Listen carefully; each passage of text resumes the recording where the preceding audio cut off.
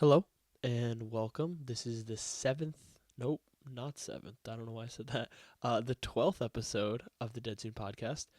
Um, this one is gonna be maybe something a little different. It's gonna be talking about like presidential history, which is just an interest of mine. But I'll get into it and explain a little bit more. But first I'll just do some quick life updates. It's January 7th, 2025. I'm a little like weirdly sick, not sick. Like I only have a cough as my only symptom, which is really weird. Um, and it's been like 2 weeks, which is a little bit strange. I also started training for my 50-mile race. That's the plan as long as I'm healthy. Haven't signed up for anything yet, but I started my training starting at pretty low mileage just because I was injured for 6 weeks following my last ultra. So I had to kind of rebuild back up. Right now in like the 30 to 35 mile per week range. That's where I'm at, but I'm going to be building up. Um, yeah, and I'm trying some new gym routines, just experimenting with stuff. I like where I'm at now, so I'm just going to keep experimenting and trying. Winter runs have sucked. Just it's been like it's at that point in winter where it's just super windy, and it's cold, and it'll snow a little bit too. So not a great combo. Uh, but I also have school starting up soon. In about 2 weeks, so I'm definitely really excited to go back. Actually, 2 weeks from today. Uh, yeah, I'm super excited to go back. It'll be my last semester, which is crazy. I'll be graduating. Yeah, I mean it's just pretty crazy to think about. But yeah, life's good. 2025 is starting well. I'm excited for the year. I'm excited to and grateful to be alive. I'm happy and yeah, life's good. Uh, so I guess I'll get into the actual meat of the episode. So just to clarify, this is not like a political episode. It's not going to cover any modern presidents. It's just my interest, and it'll touch on some historical presidents that some people might not know about, and then some people will, and most of them everyone will have heard of. Um, but yeah, I mean, I took a history of the American presidency class last semester. I loved it. Um, and I've done a fair amount of like casual reading about presidents in U.S. history. My first like exposure to that was reading the Alexander Hamilton book that actually the play or the musical was built like off of, which is awesome. I actually read that, and then like 4 years ago, back in high school, um, and then I saw the musical like last year, which was awesome, so cool. And I also pulled from some like the essays that I had written, so it's all my own information. Um, but yeah, the focus of this episode will be like the expansion of presidential power and presidential precedents, and just kind of just touching on things that I find interesting and like very important presidents and like why they're important. Um, so obviously, I'm not a historian, I'm not a history major, but I'm just interested in the topic, and I took a class on it, and I just thought I'd yap and talk about my some of my learnings, and maybe you'll learn something new. Maybe you'll just learn something new about me, and this is something that I'm really interested in. I'm also not including every detail, obviously. I'm just touching on stuff that I find interesting. So obviously, and also maybe some stuff will be slightly incorrect. As far as I know, everything is correct, and I am pulling from my essays and filling in some gaps from some extra research. As I know, everything is correct. There's nothing crazy like this is all stuff that you could find easily online. Um, but yeah, and then so just to clarify, a presidential precedent. Um, when I looked it up just to get a nice digestible version online, it said a practice or rule established by a president that serves as an example for future presidents. And so these are important because the Constitution of the United States is like relatively loose and lacks detail. So it needs interpretation, uh, and it needs like these little gaps to be filled. And these are the cases where some presidents will expand the power, and then some won't. And that's another interesting part where some presidents, especially those early on ones, weren't really pushing the envelope. They were just kind of staying the status quo. Mostly the ones in the 1800s, like after Lincoln, were staying very like they weren't gonna change much. Um, but yeah, and then I'll just give some context behind the presidency. Most of the stuff is just pretty basic, but like the context, like after the Revolutionary War, people in the country were very fearful of like executive power and like strong leadership, like King of England and these royal governors that they had. To them, legislative power was safer, basically like spreading that power amongst the hands of many people rather than it being concentrated towards one person. And then after this, the Articles of Confederation is created after the Revolutionary War. It's very weak. It doesn't even create an executive branch. So that's how afraid they were of having like a single leader. They ended up having a president of Congress, which was a very symbolic position that really didn't do anything, especially didn't have any executive power. Um, the Articles of Confederation were made by people very wary of federal government power, so they really tried to give all power to the states. But the issue here is that this wasn't really creating a country. This wasn't creating a union. It was kind of like a loose connection between states who kind of operated totally independently. Uh, and the cause of this was rebellion. There were border issues. There was interstate trade wars and interstate conflicts. So just lots of issues. And I don't have all the dates, so this is all like from my head. But after seeing it not really go super well, the Constitutional Convention happened. They started drafting the Constitution, and then the Federalist Papers spread around trying to like sell the idea to the country. I'm not gonna dive super into Federalist paper stuff because it didn't interest me as much, and it's a little bit more complicated. But basically, Alexander Hamilton and James Madison were selling the idea of the Constitution to the country. I believe it was mostly to New York, was like one of their like the big primary area because that's where Hamilton was from. Um, but they were basically just like it was like 100 papers or something, like long essays just explaining every little bit and like why this makes sense and all that. Um, so it was extremely important in the historical context of the country. And I'm gonna be covering, I think it's 7 presidents. Some of them I'll give a lot of detail, some of them I won't give a lot.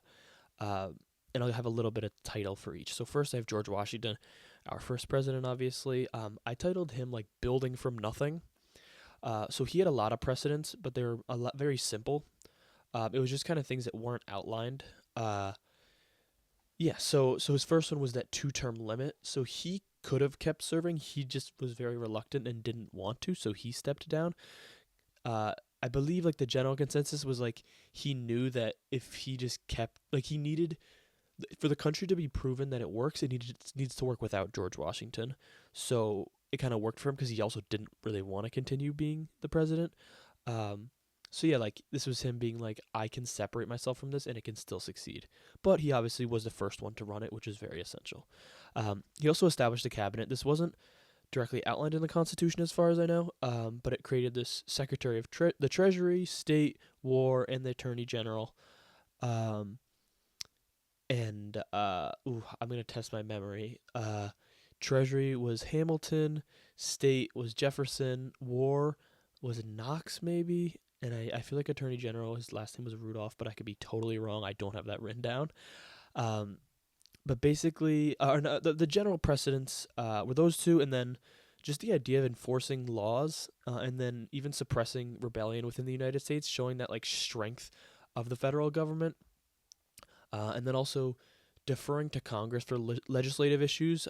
He was very like my professor would always say like above the fray, like he really wasn't getting down and dirty. Weird terminology, but with Congress, like he wasn't really politicking with them. He was staying to himself. He was very like esteemed and wanted to be well respected. He also he had the power of veto, but he set a precedent that he would only veto things that he deemed unconstitutional, even if he didn't agree with it. If he thought it was constitutional, he would let it through. And this stopped existing after Andrew Jackson, which I'll get into. But importantly, Washington was non-party affiliated, at least publicly, even though it seemed like he aligned more with Hamilton's ideas than Jefferson's ideas. He wasn't publicly party affiliated, and he saw the danger in like political parties. He was very focused on his reputation. He wanted to be respected. Respect was paramount. It was essential for him, and he thought that was an essential as a leader. But the key moment that I'm gonna focus on in his presidency is what's called the Neutrality Proclamation.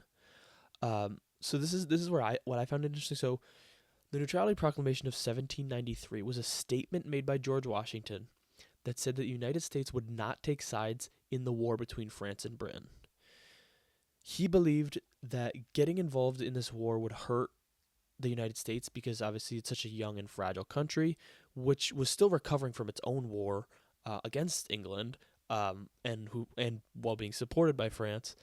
So Washington wanted to focus on building the U.S. up while not getting pulled into international issues. This really did set an important precedent of kind of America first and not getting intertwined with treaties early in the country.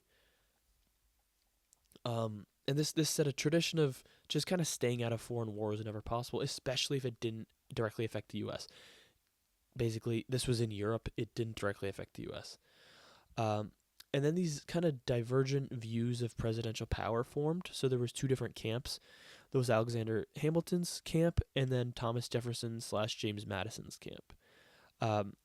So Hamilton's view was he liked the idea of neutrality. He was backing Washington. He also agreed the U.S. was too young, too weak, and just economically unstable to be able to dive into another war. And also he was focusing on the nation's like the national interests that he believed were most important, which were to protect American trade and economic growth. He was like Secretary of Treasury, obviously very economically focused. He saw alliances as dangerous, especially with France, as volatile as they were in Revolution, because then they could drag the U.S. into conflicts that didn't serve its own interests. He wanted the U.S. to be very interested in itself and focused on itself, especially early on. It didn't have any responsibilities. He wanted to keep it that way. Hamilton argued, so if we're talking about like by the Constitution, he argued that the president had the authority to declare neutrality without needing Congress's approval. As basically under the Constitution, the president has like general, like it's just like foreign policy power, but he doesn't have the power to declare war. But the idea was like he doesn't have the power to declare war, but it doesn't say that he can't declare not war, which is a weird way of putting it.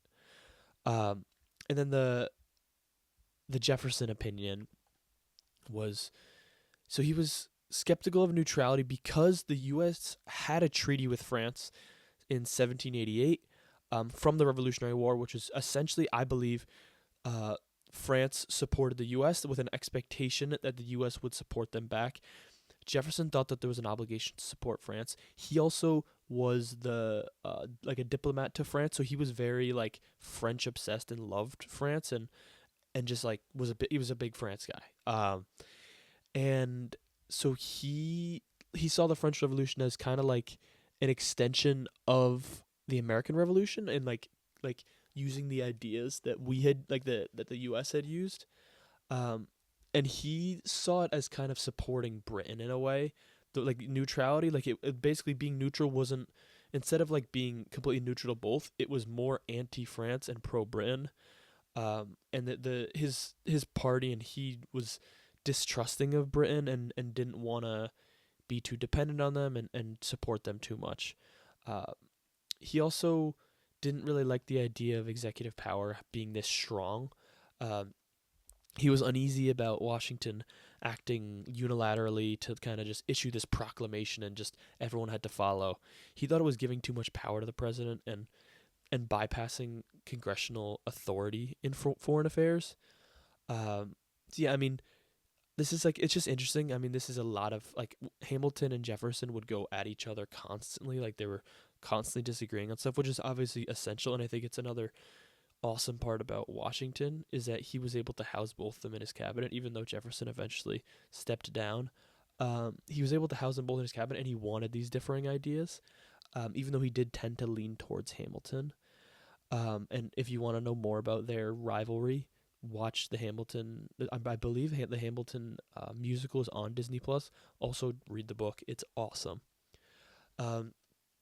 But obviously, I'm not diving super deep into each president. I could go way more into Washington and all these important things, but I'm kind of trying to tap through these like key things, just I think are important to know.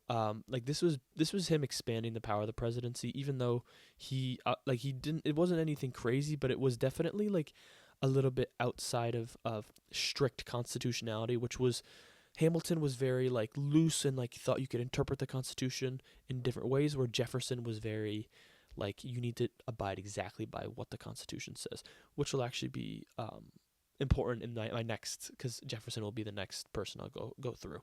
Um, but like if I'm going through like why Washington is important and why he was a great president, obviously he had no example to base his presidency from. Every other president had precedents that they were basing off of. They had experience. They could see the experience of past presidents, and just had a nation that was further into its life. Um, yeah, I mean, Washington was not inheriting, but starting a nation right after war. He also stepped down when he could have easily served for life. He set that two-term precedent, which was so important because it built this structure that the whole country was, that every president honored until FDR, and then it eventually just became an amendment that no one could serve more than 2 terms. He also created the cabinet system, which is just so important for the president to have advisors, because obviously he would be stretched too thin if he was covering all these. Rather, he's touching base with these different secretaries. Obviously, there's so many more secretaries now, but those are like the core. Um, he also kept the nation neutral when there was pressure of war, which is important. Like the nation was so young, it couldn't take any risks, and he thought it was important that the nation just remained out of war, which is so essential. Even slightly bending the Constitution, or not bending, but like going beyond the strict constitutionality, because he knew that it was important for the nation. Um, because who knows what would have happened if the U.S. joined that war. Like I said, very like unity focus, which I think for me is my most important trait in presidents that I think is so essential.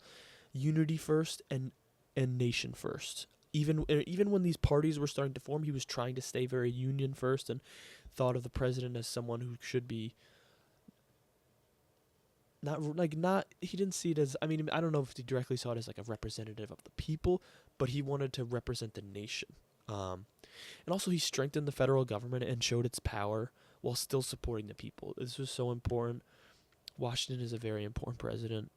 You can't really talk about the presidency without Washington. But that's where I'll end his little segment.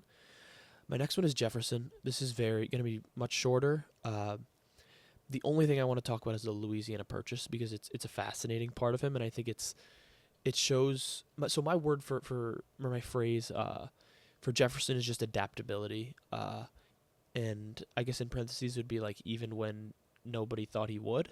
So Jefferson was, like I talked about previously, he was extremely strict in his interpretation of the Constitution. Basically, it was like the president can only do what the Constitution specifically says.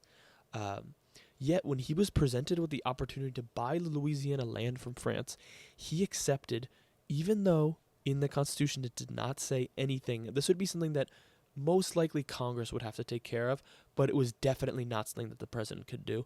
It was 100% unconstitutional. It was contradictory for him, which I think is actually a positive, interestingly enough. I like the way that my professor phrased this. He was essentially talking about how being able to adapt is so important in a president, because he was presented with something that he believed it was best for the nation, and that's what's most important. You need to be abiding by the Constitution, but there's extreme circumstances like this where he's bending his beliefs because he thought it was best for the nation. This is what I think is so important. This is America first. This is very like unity and nation first. Even though it was like unconstitutional act and it was contradictory, and I'm sure people who saw him like years previous being so so strict about the Constitution, seeing this were like in awe.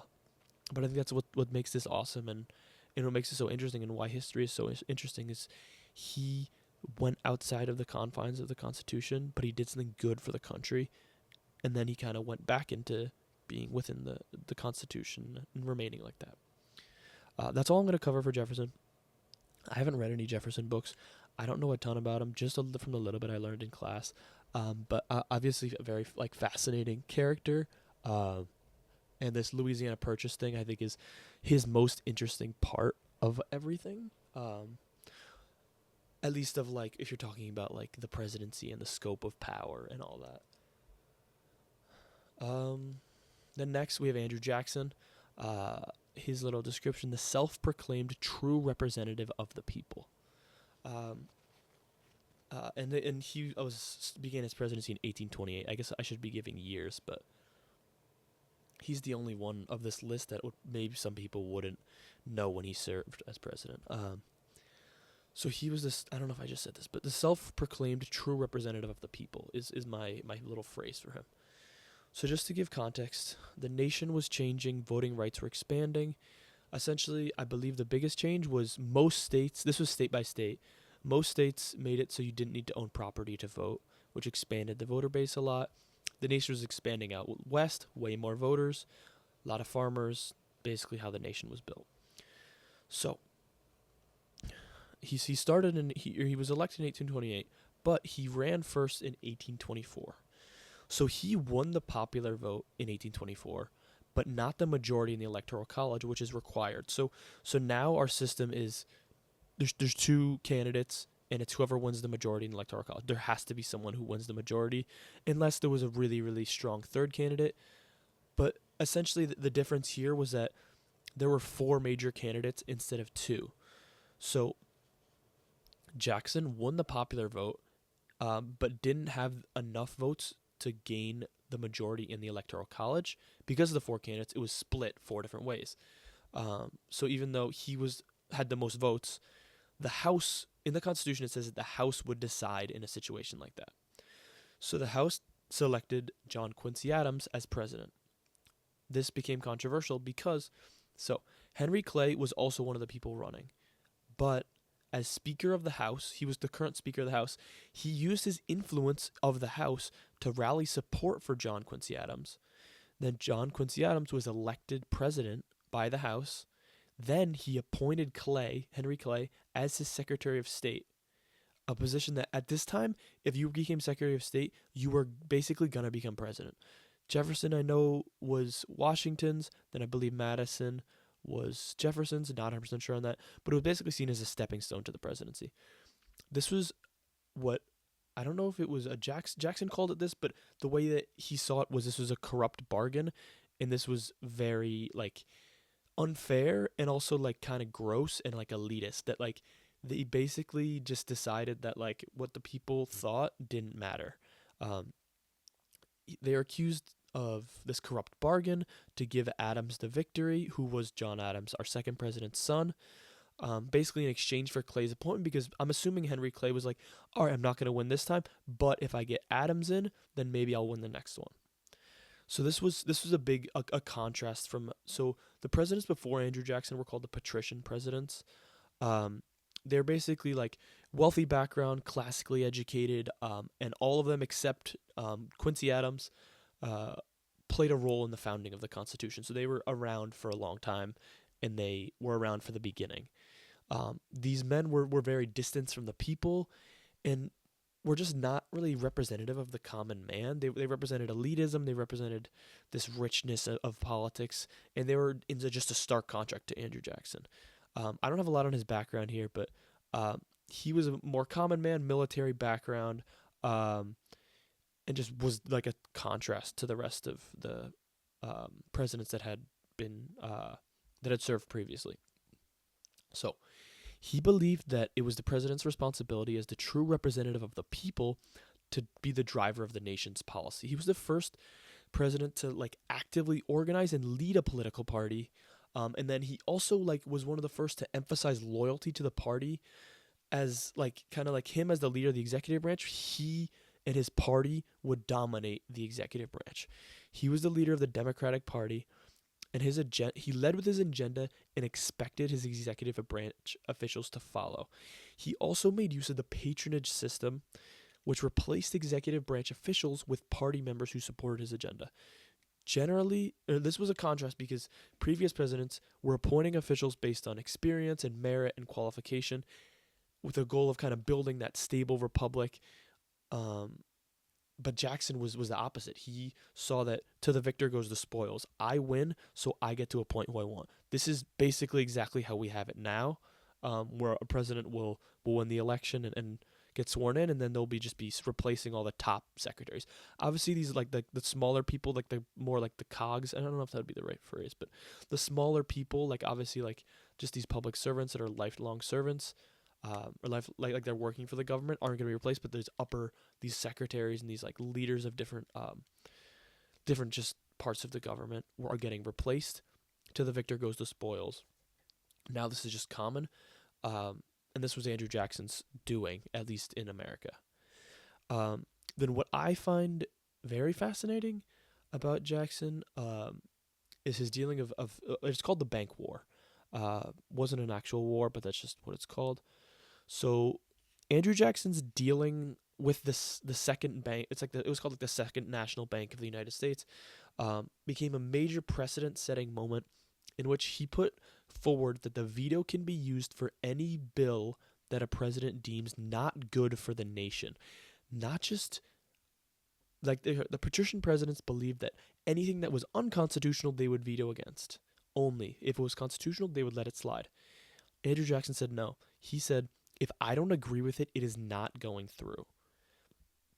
Very, very important, and to this day holds up. He's another. I feel like, to me, Andrew Jackson is interesting because he's lesser known and he has so many things that are so commonplace today that wouldn't exist without him. But I'll give the context. So the National Bank was a Federalist Party idea that was established by Alexander Hamilton in 1791, so early in the nation, then died out when its charter expired in 1811, so it was a 20-year charter. Then it was brought back by Congress as the second bank in 1816 and was given a 20-year charter. So, and this was after, Then there was a Supreme Court case that basically ruled that the government had the power to establish a national bank. So it became like a precedent set by the Supreme Court in 1819, still pre-Andrew Jackson. So the bank was basically expected to continue without any issues, no bumps in the road. And by the late 1820s, the second bank was basically it was the most powerful corporation in the country, and it was combined with the government. And Andrew Jackson just saw it as a symbol of elitism, corruption, and just basically the government shouldn't be involved in this. So, if you remember, that was 1828 is when Andrew Jackson started. And then in 1832, if you remember, Henry Clay, who Andrew Jackson was one for holding a grudge.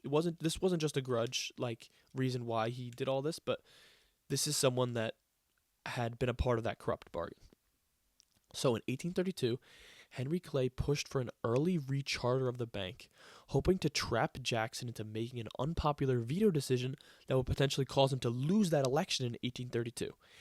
Instead, Clay's action completely backfired, and the people stood behind Jackson's veto of the bank recharter. So the bank wasn't gonna be up for recharter until 1836. So the smart decision would have been just to let it slide. But basically, Henry Clay provoked him and then set it up to be rechartered early. Then Jackson, because he believes he's the representative of the people and he represents the common man, he says that this is the best interest of the nation, so he vetoes it. And then most importantly, this is a veto that wasn't just out of something that he believed was unconstitutional, even though he did think the bank was unconstitutional, but that's not the reasoning he gave. He said that this was the best for the nation, that he needed to kill it. And then just some small other detail that I found interesting. So he vetoes it. Then the bank still exists. It's supposed to exist until 1836. He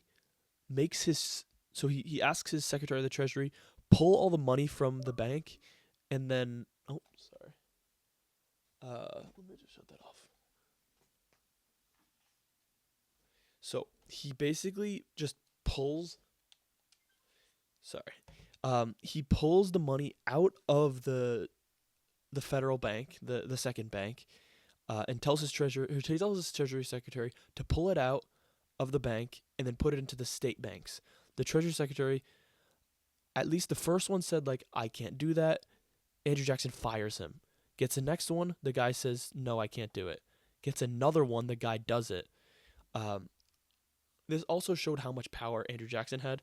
He was basically like, you may be the Secretary of the Treasury, but you report to me. That is the end of story. So he fires the people who disagree with him and who refuse to go, basically, who refuse to go along with what he was saying, and what he believed. So he was using this veto power for strictly partisan reasons, which was setting an important precedent that expanded the power of the presidency so much. He was basically saying that if Congress wanted to do anything and pass anything, they needed to consult him first, which is huge. This is that kind of like breaking down that wall between Congress and the president. Because in order to override his veto, they needed a supermajority rather than a regular majority, making that separation, that line of separation, hazier than ever. I think Andrew Jackson is a fascinating president. He's the first president book that I read. It was called American Lion. I don't remember the author's name, but fantastic book. If you know me and you want to read it, I'll give it to you. It's a fantastic book. It really made me very interested in the presidency, especially him, just because I just thought everything was so fascinating with how he expanded the power of the presidency. But just kind of closing, so his tenure as president was transformational. It redefined the office into a stronger and more active one. It felt more modern. It felt like the first sniff of that modern presidency. He asserted that he was the direct representative of the people. Also, I should say, at this time, most states, I believe all states, it was like their representatives were selected by their legislator. Like it wasn't as it is now, where it's like we directly vote on our representatives. I don't remember exactly how it was, but basically it just wasn't the system we have today. I believe it was like the state legislator would like put people forward to then be like, I don't know exactly how it works, but basically he was at that point the only person who had been directly voted for, which is important, which is why he said this. He expanded the power of the veto with the bank war. He led the early Democratic Party, which is obviously, like, we still have the Democratic Party, but it's not the same Democratic Party. It's been through so many different transformations. His populist appeal amongst the newly broadened voter base made his supporters rally behind him and champion him as the first common man to become the president of the United States. Such an important president. And yeah, that's where I'll end his. Then we're going to jump to 1860, I believe, is when he started. Lincoln. Abe Lincoln, Honest Abe. Awesome president also. I have his words that I added as vision and pragmatism. So, I'm going to first go over, this will be a lot more, like, I'll be pulling from, like, essays that I've written, just because I think it's the best way to kind of give this information. I'm trying to make this digestible, trying to not make this episode super long. I want it to be, like, because obviously this isn't a very exciting topic for a lot of people, so if you're being awesome and you're listening to this and you're this far in, thank you. But yeah, I want this to be digestible. I want you to learn something, and I want you to be able to get it in hopefully under an hour. We'll see. It should be under an hour. Okay. So first, his changing views on slavery, which is, in my word, I said this, but vision and pragmatism, but then also adaptability is really important for him. So, when entering the presidency, Lincoln was immediately faced with the challenge of a nation torn in half over the issue of slavery. He was a man who firmly stated, "I am naturally anti-slavery." That's a quote. I am naturally anti-slavery. But it's important to know that his beliefs changed over his lifetime, and it's not feasible to understand his perspective on slavery without diving into his early life and how his moderate views formed. Okay, so, born in Kentucky, a slave state, grew up in Illinois, a free state with mixed perspectives, but he was steeped in this free labor ideology due to his father being a small-town farmer who struggled to make ends meet, especially just the idea of, like, competing with farms that had slaves and weren't getting free labor. To Lincoln, slavery was a theft of labor and was harmful to the small farmer. Yet, Lincoln's wife's family owned slaves in Kentucky, so he was exposed to slavery firsthand throughout his life. So early in his political career, he was a member of the Whig Party and understood that taking a moderate stance towards slavery would give the party a better chance during elections. So being a member of the Whig Party also meant he was more focused on infrastructure rather than abolition, and he was well aware that slavery was constitutionally protected in the southern states. He knew that he constitutionally, as president, couldn't just be like slavery's done.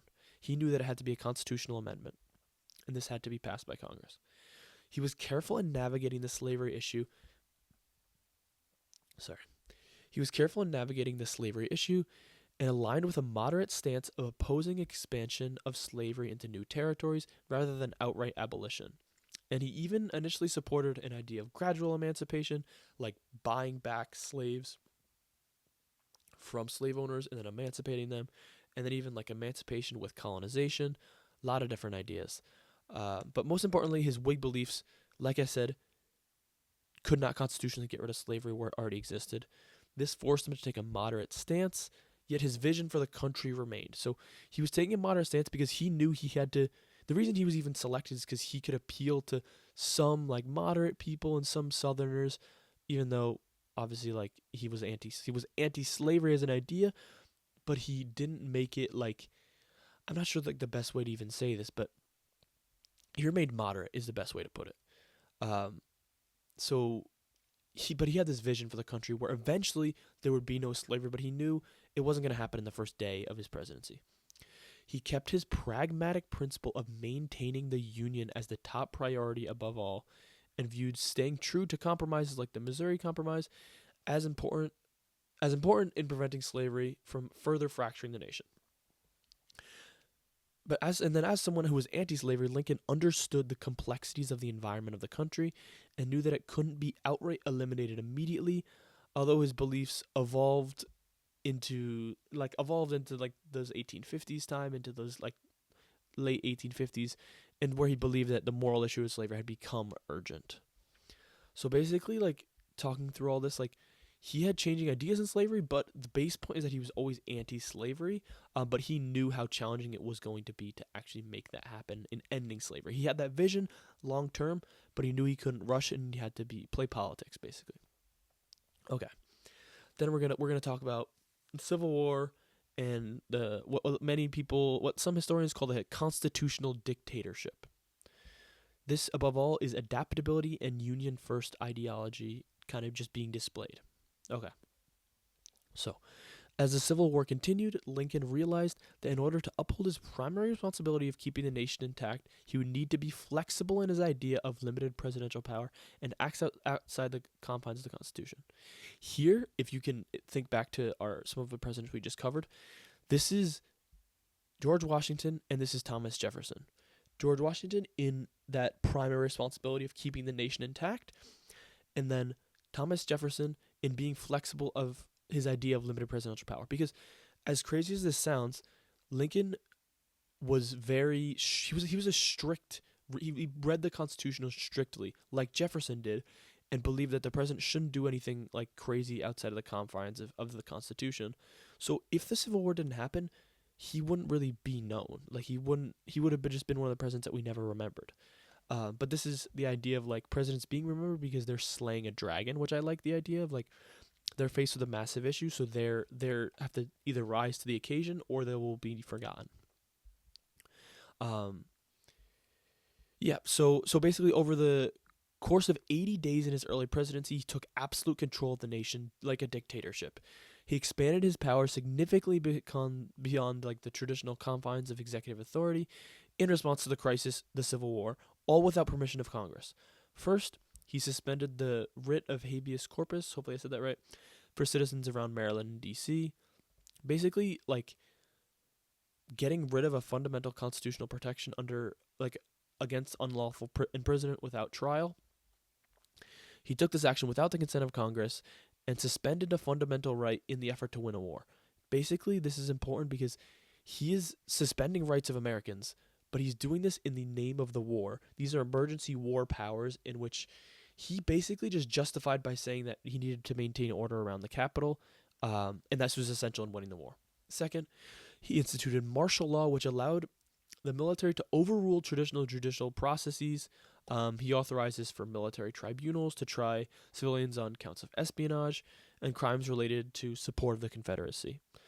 He expanded military powers, increased the size of the military, ordered a blockade of southern ports, which all should have needed congressional approval. But once again, Congress hadn't even met at this point. He was doing this all without Congress. They were in recess.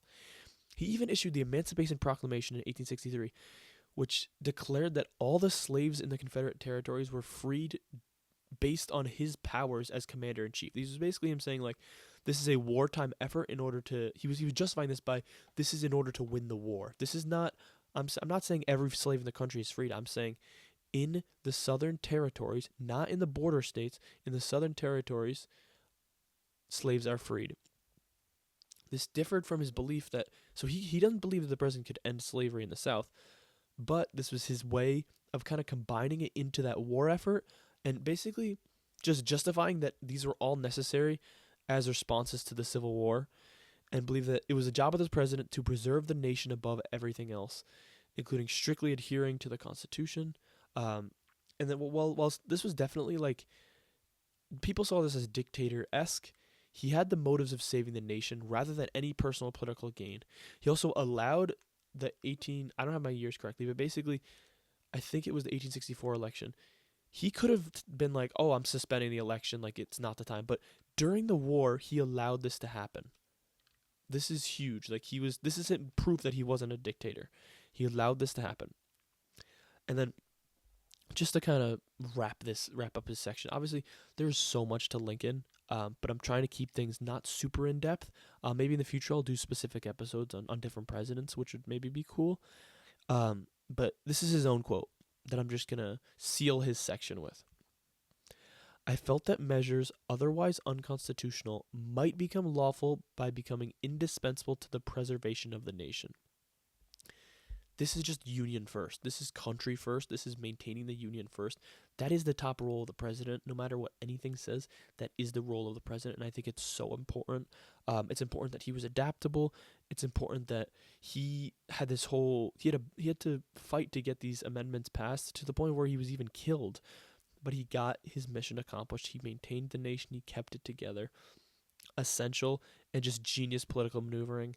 There's so much to Lincoln. I'm just going to wrap it up there for him, but just know, phenomenal president, and there's so much to him that I've read a little bit of the book, Team of Rivals, which isn't about, I don't think it's specifically about that, but it's just about Lincoln in general. I do need to read that because I've heard it's fantastic, but I don't have a ton of information on Lincoln, but those are like my key things that I pulled from. Next, we have Theodore Roosevelt. I call his section Lincoln and Beyond. Basically, all right. So Lincoln, in times of not war, he believed that things needed to be strict, or like he needed to be strict and adhere to the Constitution and not expand outside of the confines of the Constitution. But he believed, I don't know if it was who coined this term, but like it was called like stewardship theory, which is basically like the president is the steward of the nation. The president's role is to take care of the country and maintain it. To Lincoln, this was only in extreme circumstances, like the country being torn apart from war. Roosevelt expanded this. He believed that the president had the right to take any action necessary for the public good as long as it wasn't specifically restricted in the Constitution. This is really like expanding that idea of like what's allowed, because it's like he's just like, as long as it's for the good, like for the public good, it's fine. It's just really like interesting how he interpreted it. But he made broad powers a part of his everyday approach rather than the exception to the rule like Lincoln did. My example here is the coal miner strike in 1902. So there was a coal miner strike, and this is where you see his theory in action. He threatened a government takeover of the mines. All right, so basically, I'm gonna run through this super quick. But there was a coal miner strike. The coal miners wanted like more, like just better conditions, more pay, blah blah blah, stuff like that. And then there was basically like a freeze because the owners of the coal mines were basically refusing to do anything. He threatened a government takeover of the mines, and then he justified this because a national coal shortage threatened the public welfare by potentially preventing access to coal for heating during the winter. And he believed that because he was acting in the best interest of the people, he was allowed to threaten this government takeover, even though in the Constitution there wasn't something that said like, oh, you can intervene in labor disputes. But he believed that this was for the best of the nation. So this was a huge expansion. This was kind of like combining that Jackson and Lincoln idea, where it's like representative of the people from Jackson, but then Lincoln like being able to uh, be adaptable and like be able to take extreme measures. Roosevelt kind of was just like, I will take these extreme measures in whenever I believe is necessary for the nation, as long as it is not like strictly not allowed. Um, then we have like the next example with him is the Panama Canal. I don't, I'm not super knowledgeable on this, but basically, this was what I described in my essay that I wrote as his largest breach of traditional presidential power. So first, he attempted to negotiate a treaty with Colombia over the rights to build the canal, but was rejected. Then, after facing the rejection, Roosevelt, or so Colombia, I believe, owned Panama at this time, or something. I believe that's what it is, because then Roosevelt supported the Panamanian Revolution, which led to independence for Panama and granted rights to the building of the Panama Canal to the United States. So basically, he didn't get his way with Colombia, so instead he's going to support a Panamanian Revolution, which then led to independence for Panama. Then Panama is like, sure, we'll sell you the rights. We're a new nation. We need the money. So USA buys the rights of the Panama Canal to the for like we buy like the USA buys it. He frames it as like that stewardship theory, justifying that it was done to protect U.S. economic and military interests, which fell under the greater good for the nation. This is a huge stretch, in my opinion. I mean, it's interesting, but it seems like it's a massive stretch. Lincoln would not agree with this. This is pretty crazy stuff that he defined this as like being the greater good of the nation when it was outside of the confines of the nation. It's very interesting, but basically, the big thing is that like he justified this that like the president should like act in the best like act what he believes is best for the nation, and even like be able to take extreme measures. None of this was done during times of war, which I think is why this isn't just the Lincoln model. This is him being like, yeah, this is the Lincoln model, but like I'm gonna change a couple things. Like that's my view on it. I don't know a ton about Roosevelt either, Teddy Roosevelt, uh, but I think he's an interesting guy. I love like the national park stuff he did. I love like the trust busting stuff. So I think he was a good president. Um, Definitely another expansion of power. Um, Lastly, I told you I'm not going to get super recent because the last one is Woodrow Wilson, who was like 1912 area. And Teddy was 1902 area, I believe. Um, so Woodrow Wilson, my sentence is: you can't act alone, and then vision without pragmatism. So, well, first of all, I'll just clarify. I'm not going to cover like so. Wilson had a lot of legislative successes early in his presidency. I'm going to cover that later in his presidency with the League of Nations, which is one of the big things that you kind of like will learn about in history class. But basically, Woodrow Wilson had the vision for the League of Nations and was deeply attached to this concept, which he believed was necessary in order to prevent another war like World War One. So this was after World War One, and then I'm just going to talk about the issues. Okay, firstly, he refused to compromise on his vision. The Treaty of Versailles included 14 points along with the establishing of the League of Nations, and he intended to get everything fully passed exactly as it was.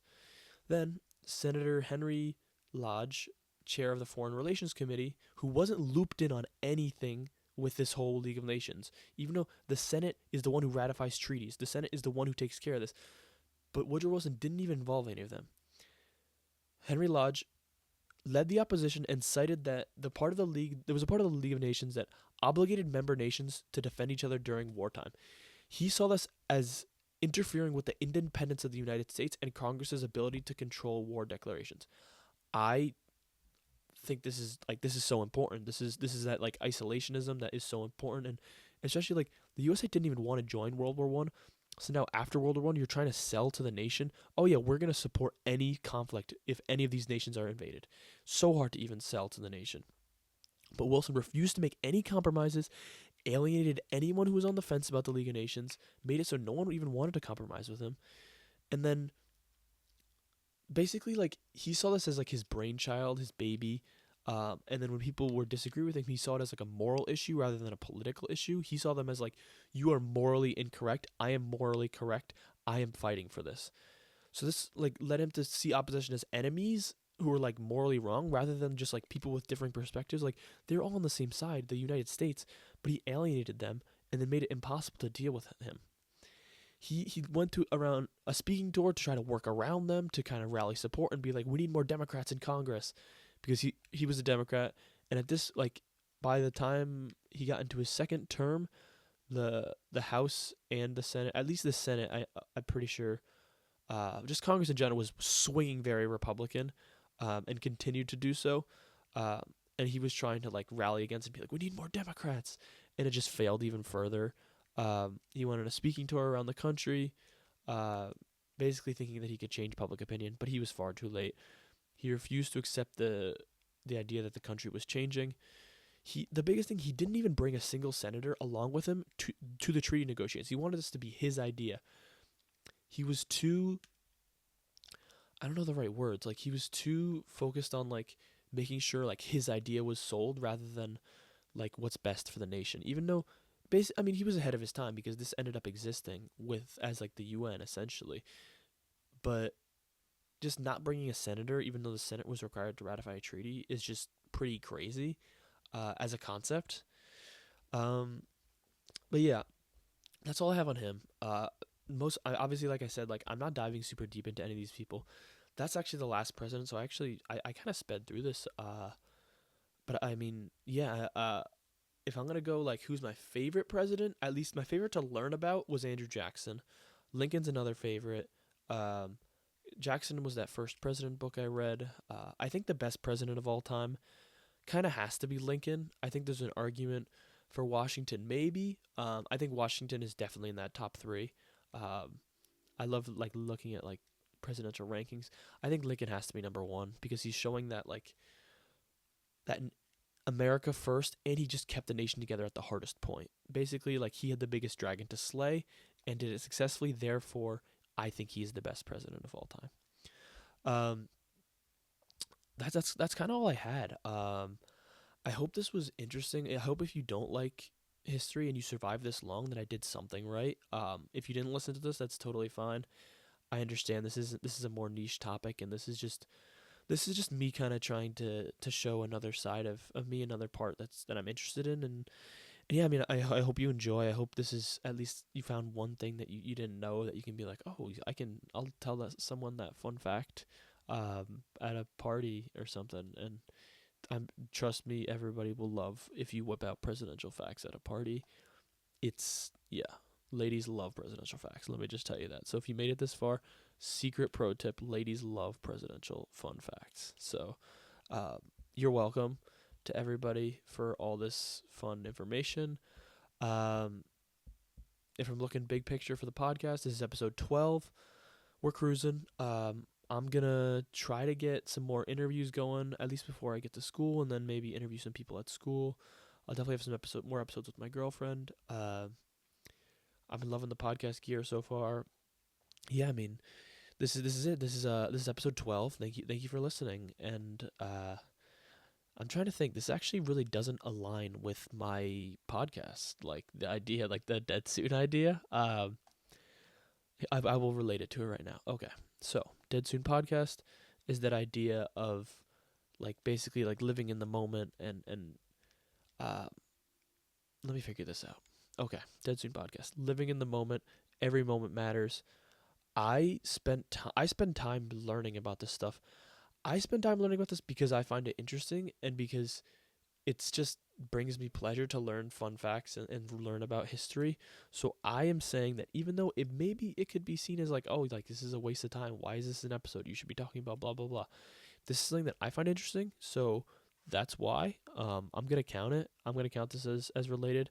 I'm not keeping this super strict. I kind of want this podcast to just be everything that I can think of. Anything that I find interesting will be on here. I'm really hoping to get some big interviews this year. That would be awesome. I mean, I'm gonna try my best. That's really all I'm gonna say. Thank you for listening. This is episode 12 of the podcast. And thank you so much. Bye bye.